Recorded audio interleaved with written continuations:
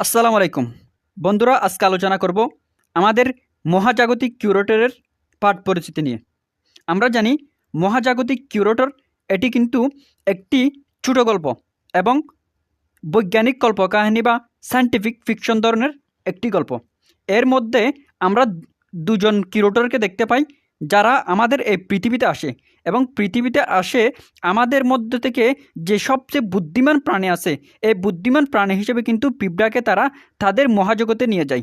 এই ছিল কিন্তু গল্পের পুরোটা মর্ম।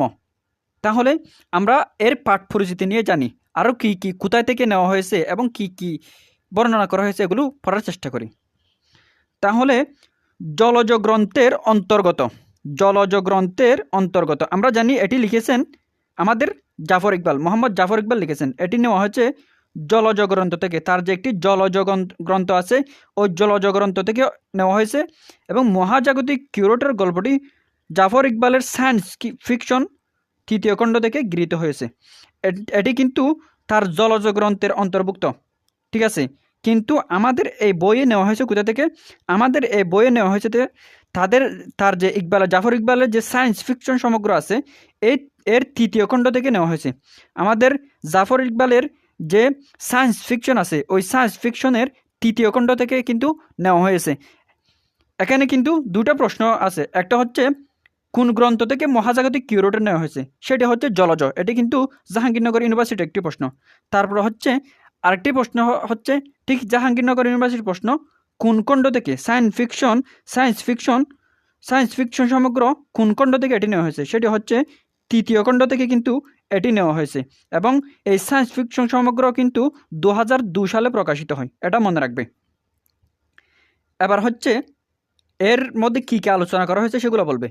মহাজাগতিক কিউরেটর বৈজ্ঞানিক কল্পকাহিনী, তাহলে এটি কোন ধরনের কাহিনী? বৈজ্ঞানিক কল্পকাহিনী বা সায়েন্টিফিক ফিকশন। আমরা ফিকশন বলতে কি বুঝি? ফিকশন বলতে যেগুলো বাস্তবের সাথে মিলতেও পারে না মিলতেও পারে, লেখক তার কল্পনা থেকে বলেন, লেখক তার একটা কল্পনা থেকে একটা গল্প বলেন, সেটা হচ্ছে কিন্তু বৈজ্ঞানিক কল্পকাহিনী বা কল্পকাহিনী। আমরা যে উপন্যাস, গল্প, ছোট গল্প যেগুলো পড়ি এর সব কিছু কিন্তু বা সিংহভাগে কিন্তু কল্পকাহিনী, এটা মনে রাখবে। তাহলে এর রূপ কি? গল্পটির রূপ হচ্ছে বৈজ্ঞানিক কল্পকাহিনী। এর কল্পকাহিনী হলেও এতে দেশকালের প্রভাবপুষ্ট মানব কল্যাণকর্মী লেখকের জীবন পৃষ্ঠের প্রতিফলন ঘটেছে। অবশ্যই অনন্ত মহাজাগত থেকে আগত মহাজাগতিক কাউন্সিল দুজন কিউরেটর বিভিন্ন প্রজাতির প্রাণীর নমুনা সংগ্রহে সৌরজগতের তৃতীয় গ্রহ পৃথিবীতে আগমনের তত্ত্ব দিয়ে গল্পটির সূচনা। তাহলে গল্পের সূচনা হয়েছে কিভাবে? দুজন মহাজাগতিক কিউরেটর, তারা সৌরজগতের তৃতীয় গ্রহের মধ্যে আসে। আমরা জানি আমাদের সৌরজগতের মধ্যে কিন্তু দূরত্বের হিসেবে সবচেয়ে কাছে হচ্ছে সূর্যের কাছে হচ্ছে বুধ, তারপর হচ্ছে শুক্র এবং তৃতীয় হচ্ছে পৃথিবী। সেজন্য বলা হচ্ছে সৌরজগতের তৃতীয় গ্রহ। এই সৌরজগতের তৃতীয় গ্রহের মধ্যে কিন্তু তারা আসে কারা? মহাজাগতিক কিউরেটররা। তারপর হচ্ছে পৃথিবীর শ্রেষ্ঠ প্রাণীর নমুনা সংগ্রহ করতে গিয়ে দুজন কিউরেটরের সংলাপ বিনিময়ের মধ্য দিয়ে গল্পটি নাট্যগুণ লাভ করেছে। তাহলে গল্পটি কী গুণ লাভ করেছে? গল্পটি কিন্তু নাট্যগুণ লাভ করেছে, অর্থাৎ দুজনের মধ্যে যে নাটকীয়ভাবে সংলাপ হয়েছে, একজন বলতেছে এই প্রাণীটি সুন্দর, আরেকজন বলতেছে এই প্রাণীটি সুন্দর, একজন বলতেছে এই প্রাণীটির বৈশিষ্ট্য এটি, আরেকজন বলতেছে এটি। এভাবে কিন্তু তাদের মধ্যে যে একটা সংলাপের মধ্যে নাটকীয় রূপ লাভ করেছে সেটি কিন্তু এখানে বলা হচ্ছে। তারপর হচ্ছে প্রজাতির যাচাই বাছাইকালে পৃথিবীর নানা প্রাণীর গুণাগুণ কিউরেটরদের সংলাপে উঠে আসে। এক্স্যাক্টলি মানুষ নামক প্রাণীর বিবেচনার ক্ষেত্রে কিউরেটর দুজনের বস্তুনিষ্ঠ আলোচনা মূলত কল্পকাহিনীর লেখকের মনের কথা। দুজন কিউরেটর পৃথিবীর দিকে তাকিয়ে বুঝতে পারে মানুষের কারণেই হ্রাস ঘটে যাচ্ছে ওজোন স্তরের, মানুষের নির্বিচারে গাছ কেটে ধ্বংস করে চলছে প্রকৃতির ভারসাম্য। এক্স্যাক্টলি কিন্তু আমরা এখানে দেখতে পাই কিউরেটররা আলোচনা করতে করতে কিন্তু এক সময় তারা মানুষকে পেয়ে যায় এবং তারা মানুষের মধ্যে দেখতে পায় তারা পরিশ্রমী এবং তারা বুদ্ধিজীবী, তারা সভ্যতার পরিবর্তন ঘটছে। কিন্তু পরক্ষণে দেখতে পাই এই যে পৃথিবীর ধ্বংস হচ্ছে, পৃথিবীর যে ওজোন স্তর, আমাদের যে বায়ুমণ্ডলের ওজোন স্তর যে ধ্বংস হচ্ছে, সবগুলো কিন্তু এই মানুষের কারণে হচ্ছে। সেজন্য কিন্তু তারা মানুষকে বাদ দিয়ে দেয়। তারপর হচ্ছে পরস্পর যুদ্ধে লিপ্ত হয়ে মানুষের নিউক্লিয়ার বোমা ফেলছে একে অন্যের উপর। এই পরিস্থিতিও তারা পৃথিবীর বুদ্ধিমান বলে কথিত। মানুষ প্রজাতির বুদ্ধিতে তারা শঙ্কিত হয়। অবশেষে তারা পরিশ্রমী সুশৃঙ্খল সামাজিক প্রাণী পিঁপড়াকেই শনাক্ত করে পৃথিবীর শ্রেষ্ঠ প্রজাতি হিসেবে।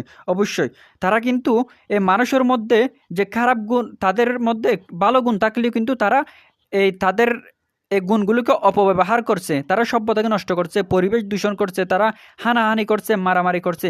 সেজন্য কিন্তু ঠিক মানুষের মতোই বুদ্ধিমান এবং পরিশ্রমী, সুবিচারক, পরোপকারী এবং সামাজিক এবং দলবদ্ধ প্রাণী হিসেবে কিন্তু তারা পিঁপড়াকে পায়।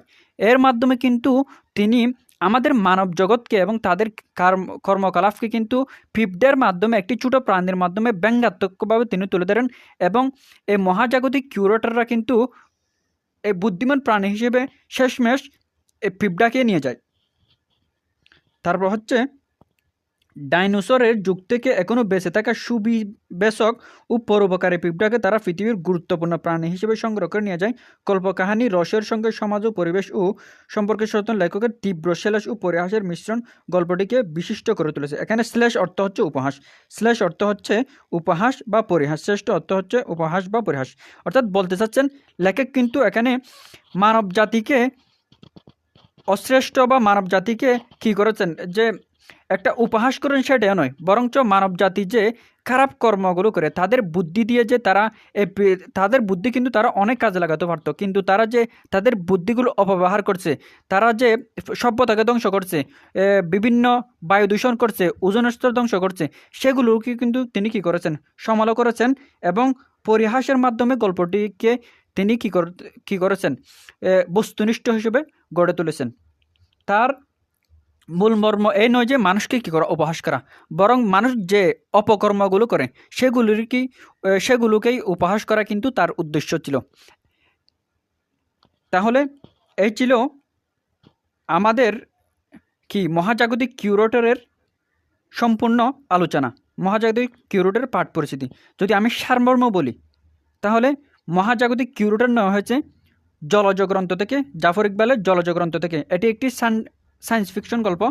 তারপর হচ্ছে আমাদের বইতে নেওয়া হয়েছে সায়েন্স ফিকশন সমগ্র থেকে এবং তৃতীয় খণ্ড থেকে।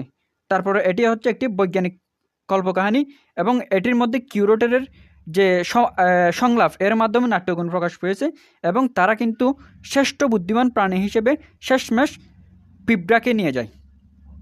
জাযাকুমুল্লাহ ফর ওয়াচিং।